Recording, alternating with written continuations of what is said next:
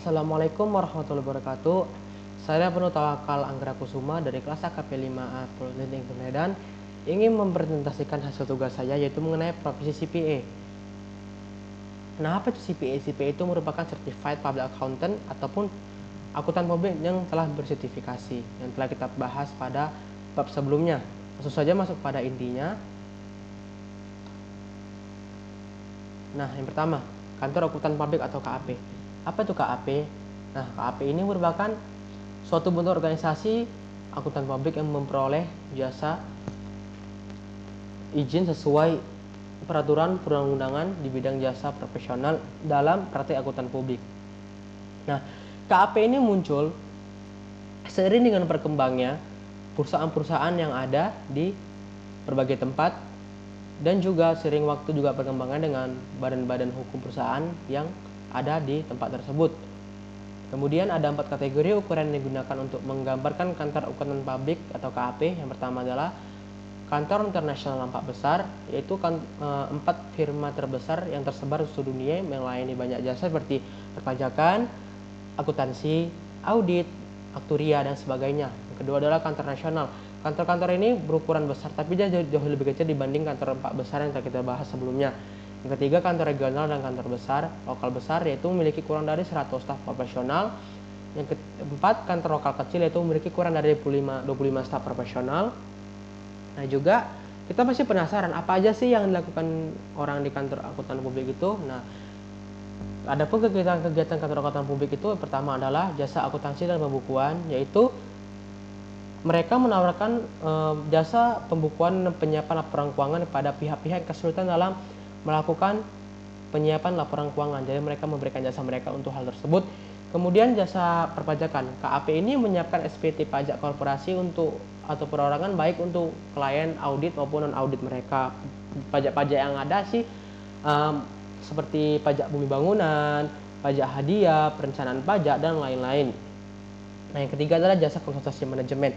Nah, jasa ini secara sederhana bisa dibilang sebagai sebuah nasihat atau petua untuk para klien atau pihak yang bersangkutan mengenai bagaimana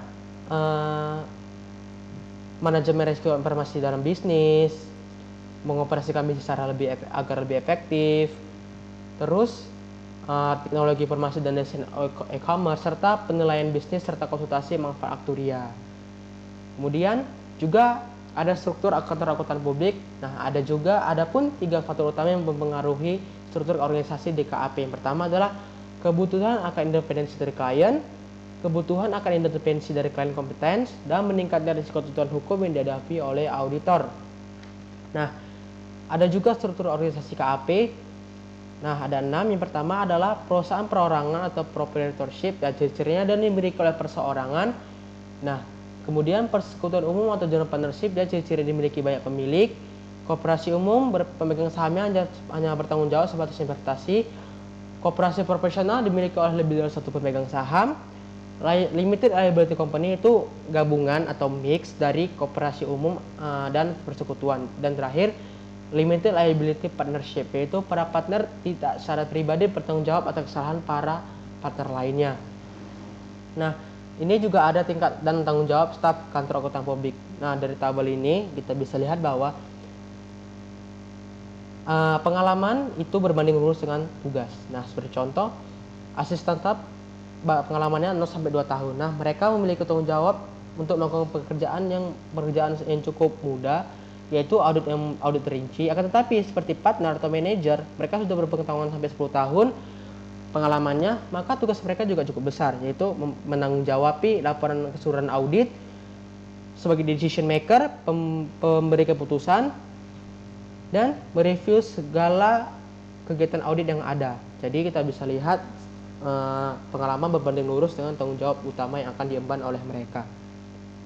Kemudian Sarbanes-Oxley Act and Public Company Accounting and Oversight Board. Nah, Sarbanes Act membentuk Public Accounting Oversight Board yang ditunjuk dan diawasi oleh Securities and Exchange Commission atau SEC. Nah, adapun tugas PCAOB antara lain mengawasi auditor perusahaan publik atau terbuka, menetapkan standar auditing dan pengendalian mutu untuk audit atas perusahaan terbuka, dan melakukan pemeriksaan atas pengendalian mutu di kantor-kantor yang melakukan audit tersebut. Nah, HSB atau Auditing Standard Board ini bertugas mendirikan standar-standar auditing bagi perusahaan swasta. Nah, kemudian Securities and Exchange Commission atau SEC. Nah, SEC ini adalah badan pemerintah federal yang membantu menyediakan informasi yang andal bagi investor untuk sebagai pertimbangan melakukan keputusan atas investasi mereka. Nah, perusahaan yang berencana menerbitkan sekuritas baru kepada masyarakat harus menyerahkan laporan registrasi kepada SEC untuk disetujui. Perusahaan publik harus menyerahkan laporan tahunan yang terinci kepada komisi ini. Lalu mereka memeriksa kelengkapannya sebelum mengizinkan mereka menjual sekuritasnya di bursa saham. Nah, SEC ini sangat berperan dalam penetapan prinsip-prinsip akuntansi yang berlaku umum dan persyaratan pengungkapan bagi laporan keuangan karena kewenangannya menetapkan persyaratan pelaporan yang dianggap perlu demi wajarnya pengungkapan kepada investor. Nah, adapun hal-hal yang dapat perhatian khusus dari para auditor adalah laporan spesifik yang harus mengikuti ketentuan pelaporan dalam undang-undang sekuritas seperti formulir S1. Nah, apa tuh formulir S1? Formulir S1 ini adalah formulir khusus yang digunakan untuk perusahaan yang berencana menerbitkan sekuritas baru di masyarakat. Kemudian formulir 8K.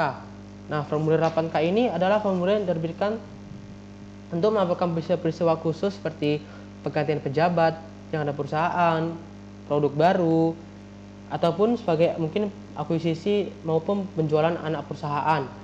Nah, kemudian formulir 10K. Nah, formulir ini berguna untuk memberikan laporan keuangan yang terinci dan luas serta laporan keuangan yang telah diaudit di dalamnya. Kemudian formulir 10Q.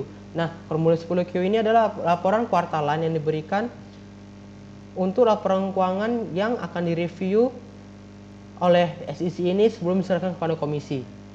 Nah, selanjutnya American Institute of Certified Public Accountant atau AICPA. Nah, ini merupakan organisasi profesional nasional yang memiliki pengaruh cukup besar terhadap para CPA yang mendapat lisensi dari negara tempat mereka berpraktik atau tempat mereka bekerja. Nah, AICPA ini merupakan standar-standar yang harus diikuti oleh para anggotanya.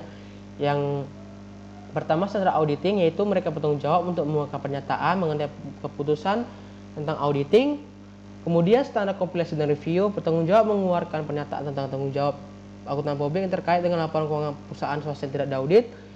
Standar atestasi lainnya yaitu memberikan kerangka struktur untuk penugasan atestasi, standar konsultasi untuk mengeluarkan pernyataan mengenai dasar konsultasi, dan kode perilaku profesional, yaitu menetapkan perilaku yang sesuai aturan diterapkan oleh AICPA yang akan dilakukan oleh PCPA.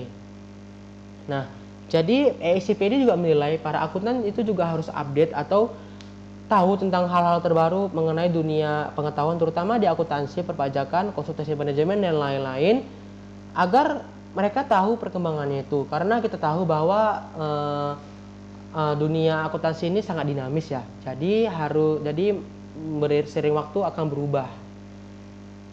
Nah, kemudian standar auditing internasional dan Amerika Serikat. Nah, standar auditing ini merupakan panduan umum ataupun metode-metode yang digunakan untuk membantu auditor dalam memenuhi tanggung jawab profesional mereka dalam audit atas laporan keuangan secara historis, termasuk pertimbangan kualitas profesional seperti kompetensi, independensi, dan persyaratan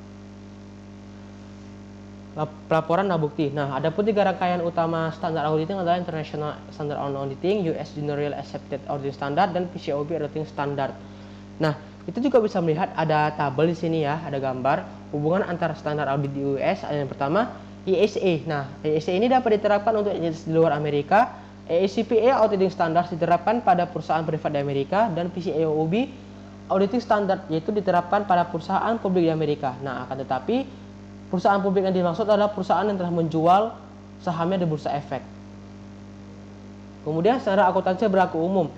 Nah, secara historis standar auditing telah diorganisasikan bersama 10 standar auditing yang berlaku umum dan juga dibagi menjadi 3 kategori. Yang pertama, standar umum. Nah, standar umum ini menekankan pentingnya kualitas pribadi yang harus dimiliki oleh seorang auditor. Kemudian standar laporan, yaitu auditor harus menyatakan bahwa apakah laporan keuangan telah disajikan sesuai dengan prinsip-prinsip akuntansi yang telah berlaku. Nah, apa belum?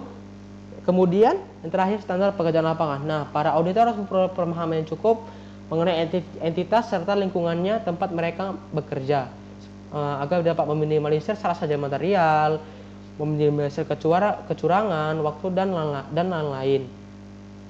Kemudian, ada juga prinsip-prinsip yang terkait dengan tanggung jawab auditor. Nah, jadi seorang auditor juga harus memiliki kapabilitas ataupun kemampuan keahlian yang harus mereka miliki agar dapat menjadi auditor yang berkelas. Nah, yang pertama adalah kompetensi dan kapabilitas teknis yang memadai, perencanaan dan pengawasan yang memadai, ketaatan terhadap persyaratan etis yang relevan, menentukan dan menerapkan tingkat materialitas serta menilai risiko salah satu jenis material, menekankan skeptisisme profesional dan menggunakan pertimbangan profesional, serta bukti yang cukup dan tepat. Jadi para auditor harus bisa memiliki hal-hal yang ada di slide ini. Nah, selanjutnya Statement of Auditing Standard. Nah, diterbitkan oleh ESB sebagai pedoman yang lebih khusus daripada GAAS.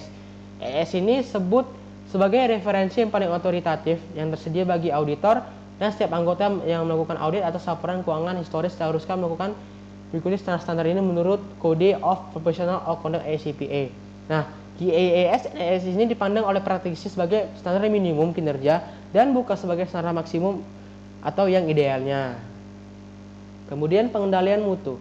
Nah, bagi sebuah kantor akuntan publik, pengendalian mutu ini terdiri dari metode yang digunakan untuk memastikan bahwa kantor itu memenuhi tanggung jawab profesionalnya kepada klien-klien dan pihak yang terkait.